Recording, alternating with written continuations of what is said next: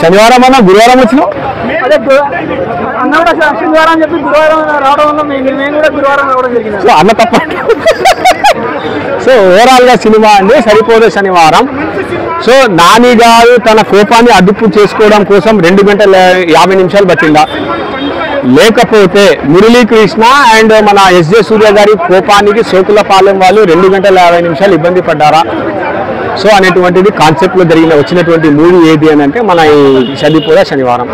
So ఇందులో cinema and మన నాని గారి యాక్షన్ వచ్చేసి సైలెంట్గా ఉంది, మన ఎస్జే సూర్య గారి యాక్షన్ వైలెంట్గా ఉంది, మురళీకృష్ణ గారి యాక్షన్ డిఫరెంట్గా ఉంది. సో ఈ 3 బేసిస్ పైన కథ రాయడం జరిగింది. ఇందులో హీరోయిన్ రోల్ పెద్దగా స్కోప్ లేదు, హీరో రోల్ తప్ప, హీరో అండ్ విలన్ రోల్ తప్ప. సో కథ ఆ విధంగా రాయడం జరిగింది. ఆ విధానంలో మరి హీరో సక్సెస్ అయ్యాడా ఏంటి, ఆ సోకులపాలెం వాళ్ళకు ధైర్యం వచ్చిందా అనేటువంటిది మీరు బాక్స్ ఆఫీస్లో చూసుకోండి. అండ్ నాకు తెలిసి సినిమా బాగానే ఉందండి. దసరా మూవీ దసరా మూవీ కంటే బ్రహ్మాండంగా ఉంది. మూవీలో ఒక మిస్టేక్ ఏం తెలుసా, బ్లండర్ మిస్టేక్.